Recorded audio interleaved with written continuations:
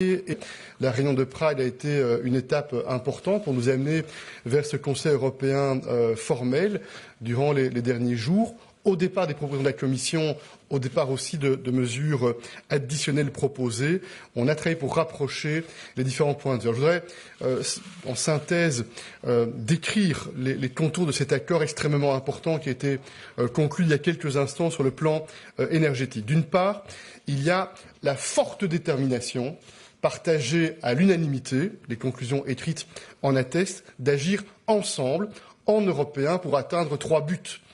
Baisser les prix, faire baisser les prix, garantir la sécurité d'approvisionnement et continuer à travailler pour réduire la demande. Il y a donc, comme vous l'avez vu, un accord sur un paquet de mesures, des mesures pour certaines proposées par la Commission, pour d'autres des mesures additionnelles, qui sont en réalité le cadre de travail pour lequel, de manière urgente, la Commission et le Conseil de l'Union, c'est-à-dire les ministres de l'énergie, ont le mandat de travailler afin de faire en sorte que ces mesures aient l'effet qui soit escompté.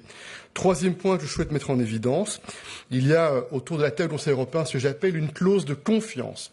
C'est la détermination à charger nos ministres de l'énergie à travailler d'arrache-pied, à travailler loyalement pour veiller à ce qu'il y ait le support le plus large possible dans le cadre de l'implémentation des différentes mesures qui ont été nécessaires. Et puis, il y a un quatrième point que je souhaite mettre en évidence, c'est la mobilisation de l'ensemble des moyens, sur le plan national, mais également au départ de l'Union européenne, afin de veiller à ce que l'on puisse soutenir les efforts d'investissement qui sont nécessaires. Beaucoup est sur la table déjà par rapport à cela, mais soutenir aussi l'ensemble des mesures afin que l'on puisse travailler pour protéger le marché intérieur. Nous savons que le marché intérieur est certainement un atout central de ce projet européen. C'est un moteur puissant pour la prospérité, pour le développement, pour protéger les citoyens européens, pour garantir la cohésion sociale. On sait que la crise énergétique représente une menace sur le marché intérieur. Il y a eu l'affirmation également, au travers des conclusions validées, de cette détermination à travailler ensemble, à agir ensemble pour protéger, pour solidifier le marché intérieur et pour veiller à ce qu'il y ait une coordination maximale des initiatives au départ de la Commission, au départ du Conseil de l'Union également. Donc voilà, en quelques points très brièvement résumés les éléments. C'est un Conseil européen qui est central parce qu'il a donné lieu à ce cadre qui est dorénavant fixé avec précision, sans tabou, avec une liste des mesures qui vont maintenant devoir être traitées de manière fine pour pouvoir progressivement, nous l'espérons, entrer en vigueur afin qu'il y ait cet impact sur les 3 points de priorité que je répète. Faire baisser les prix, nous sommes déterminés. Garantir la sécurité d'approvisionnement, nous sommes déterminés. Et continuer à travailler pour réduire la demande, nous sommes déterminés. Je vous remercie. Merci, Monsieur le Président. Madam President. Yes, thank you so much. Indeed, we had a very good European Council. We do now have a very good and solid roadmap to keep on working on the topic of energy prices. The leaders have given the strategic guidance we wanted on the proposal that we have put on the table on Tuesday and that will be discussed next week, Tuesday, by the energy ministers. Let me focus on a few topics that we have discussed intensively. The first one is the topic of the joint purchasing of gas. Here, leaders supported very much the idea to allow companies for the joint purchase to build consortia and to work together and to join forces so to increase our common market power for the demand of gas. There's one binding element in it, that is when we, at the beginning, aggregate the demand, 15% are binding to be aggregated as demand on the market together as a joint aggregated demand. The second topic was the focus on how to limit episodes of excessive gas prices. And this is the discussion around the benchmark for gas prices, the so-called TTF. We know that the TTF reflects mainly pipeline gas, but as we see that the market is shifting and more LNG gas is coming to the market, the TTF does not reflect the true market situation anymore. Therefore, we will develop a complementary new index to reflect better the LNG price situation. And for the meantime, we are going to establish a market correction mechanism exactly to limit episodes of excessive gas prices and to make sure that there is a clear order in the build of the market. So here we will work with the energy ministers to submit a legal proposal to operationalize this market correction mechanism. Of course, leaders also discussed a second topic, which is a potential mechanism to limit the influence of high gas prices on the cost of electricity. We had a frank discussion, which further clarified, on one hand, the opportunities, and on the other hand, highlighted the challenges. We will analyze the financial impact of those countries with a lot of gas in their electricity production. What does it mean if we cap the gas to reduce the influence of gas on the electricity price? And the second topic, which has to be analyzed, is the flow of subsidized electricity to non-EU neighbors. Here, too, we will work with the member states and with the council formation to find a well-balanced and common approach on these issues. The Commission will also come back to the issue of state aid.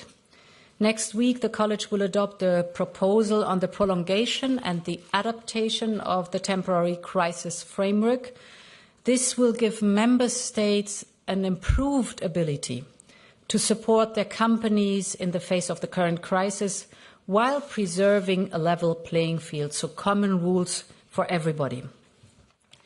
For example, thanks to the extension of time limits for state support or new options to support companies reducing their electricity demand, this new revised state aid crisis framework will be then decided on next week in the College. Moving forward to the topic of funding. I just mentioned the state aid opportunities, but there's also a strong look at the opportunity, at the possibilities to support vulnerable households and vulnerable businesses.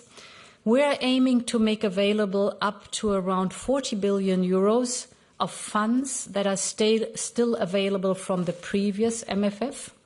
So with that, member states will be able to help the most affected by the energy crisis, be it the vulnerable households or SMEs. But indeed, more is needed to support small and medium companies, but also larger industry to deal with the high energy prices. And here the topic of investment is very important. The investment can be financed through the European level. That is the vehicle Repower EU, that is right now in the process of being decided in Parliament. It has already been decided in Council. So we're moving forward to the trilogue, hoping that this instrument then will be finalized as soon as possible. And here is the possibility for all member states to have common European funding to invest in their companies, in their SMEs, to help them to make the transition away from fossil fuels into, for example, renewables, cheaper sources of energy, and thus prepare for the future. We have had a very good council on all these topics, and I think I will stop here and I'll be happy to take questions. Thank you, Madam President. We'll take a few questions indeed. Irini, you were first. Please. Irini Zarkadoula with Greek Public TV and Athens News Agency. Dear President, I would like to ask you, why did it take so long to have an agreement? Could you blame some member states for being more selfish than others, despite the fact that we face such a crisis? Thank you. No, we are all extremely serious, and this is an extremely serious topic, and also a difficult topic, a complex topic. It was very important to make sure that we are all very, very clear about what we are deciding, because what we have decided is the very strong framework, and it will play a fundamental role in order to reach the goals that we have determined. And, you know, because we knew that it would be a difficult European Council, in fact, the fact that we were able to have an agreement only in a few hours is, at the contrary, in my opinion, a very strong signal of a united approach and determination to work together in a European way. In fact, the surprise is the fact that we were able, in a very short period of time, only in a few hours, to get an agreement on such a difficult topic.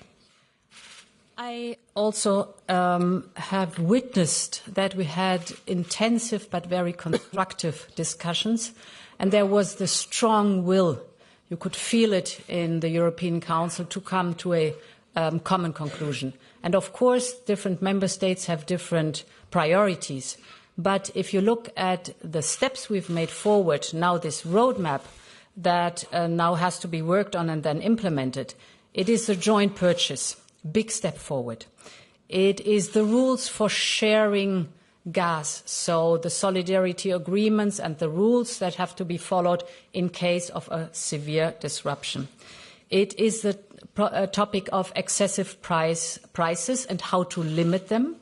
And there, two different models are on the table now to be worked on. The one is on the TTF level, so the overall gas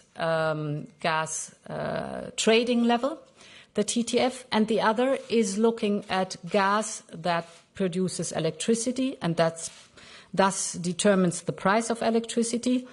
And then we had on top the big topic of investment in European small and medium enterprises and in European industry all over Europe to prepare them for the future, so to help them to bridge this difficult time of high energy prices, to be able to move forward and to modernize. So a big agenda, and for that I must say it was a relatively short time. Francesca Basso, Corriere della Sera.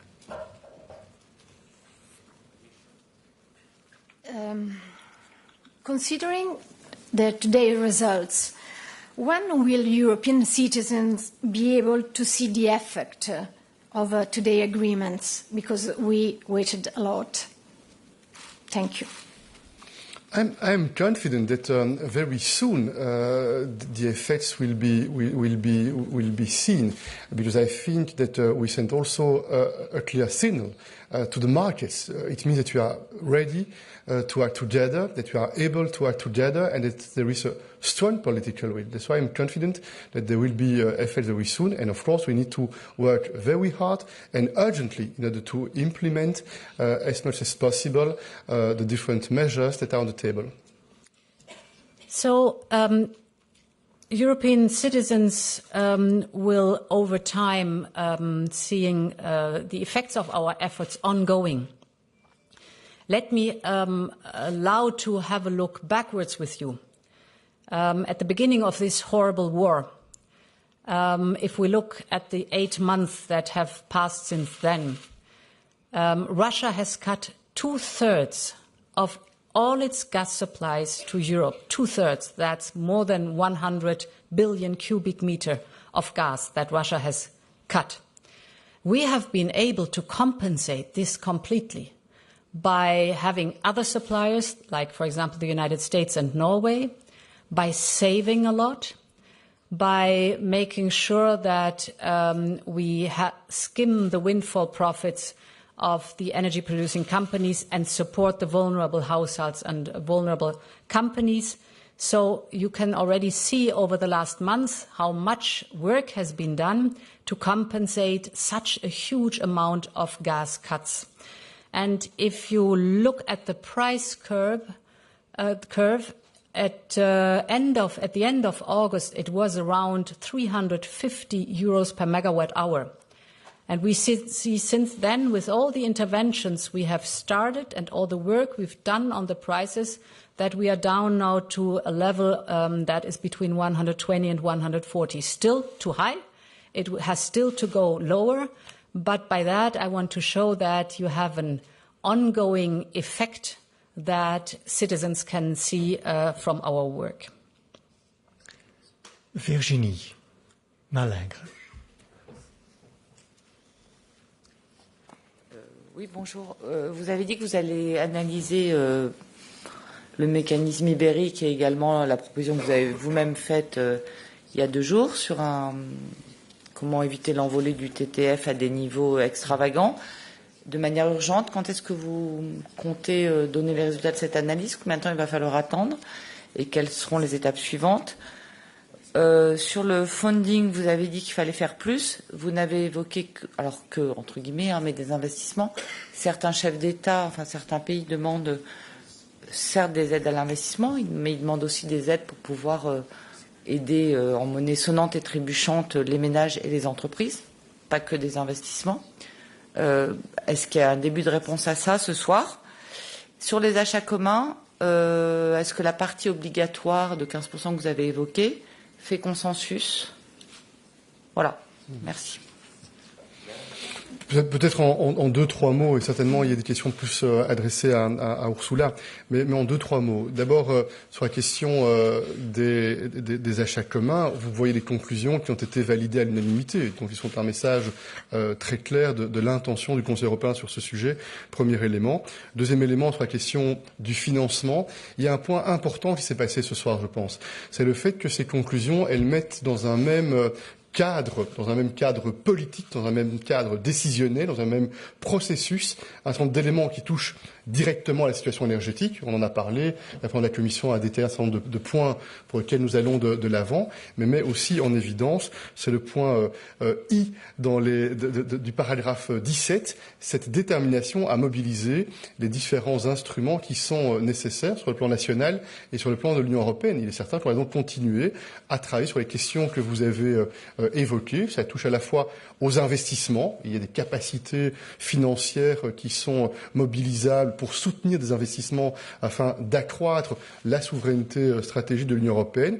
Mais il est vrai, vous avez parfaitement raison, que la question de la mobilisation des moyens pour soutenir le marché intérieur, pour soutenir les entreprises, pour soutenir les familles est aussi une question qui fait partie du cadre de travail. C'est ce qui est écrit très clairement dans les conclusions. Il n'y a pas de tabou. Ça ne veut pas dire qu'il y a un accord dans le détail sur chacune des options. Il y a des sensibilités différentes sur un sujet pareil. Ça n'est pas une surprise pour vous. Mais en tout cas, il y a une volonté de pouvoir traiter ces sujets-là en européen également, en regardant à la fois comment on peut affecter convenablement les ressources disponibles et en prenant aussi en compte des propositions qui ont été ou sont émises par l'un ou l'autre gouvernement sur des capacités de soutien au marché intérieur.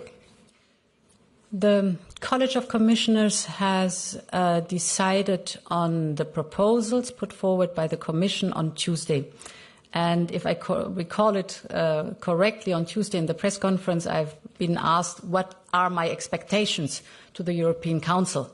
And I told the one who asked me that my expectation is to get strategic guidance on this big package, this big proposal by the Commission. And that's exactly what we have managed and got today. That was the goal, because all of us know that these very highly technical energy questions have to be tackled with the energy ministers. And I think on Tuesday will be the next extraordinary energy minister meeting. So what the time sequence is concerned, as soon as possible are we going to work to deliver on this roadmap. With the joint procurement, if I got your question right, what is the binding element? Again, perhaps in the joint procurement.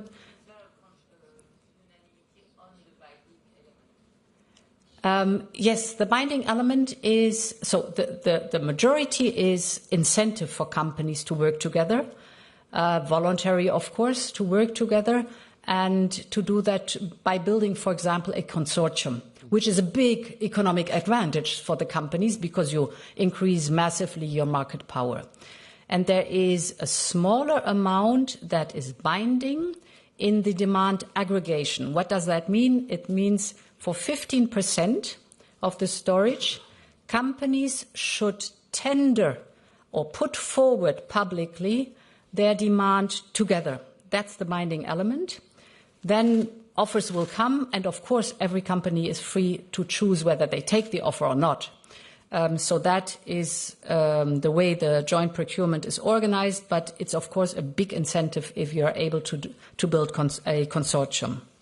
And on your third part, households and businesses, indeed there are several options for member states that we offer to support, because we all know that there is different fiscal space in the member states. And if we want to have a level playing field, if we want to have the same opportunity in our single market, we have to offer to all member states options to support their households, but also to support their companies. There is, first of all, the so-called windfall profits, so the excessive profits of energy-producing companies can be skimmed and invested to support households. Many member states are doing that, are choosing that. We have enabled that a few weeks ago. The second point is that 40 billion of unspent funds from the last MFF are still available. We flexibilize them so member states can take this money and invest it into supporting households and businesses. And the third element is the work on Repower EU. As I said, I hope before the end of the year it will be agreed between Council and Parliament. And Repower EU is investment in infrastructure, cross-border projects, renewables, energy efficiency, and can be up to 300 billion euros. It depends a bit on what the choice of member states is. But here you see, besides the state aid, 3 different options for the different situation member states have to invest not only in households but also in companies. Thank you, Madam President. Mr. President, tomorrow we convene again at 10 a.m. and we'll have another press conference in the afternoon. Please have a good night.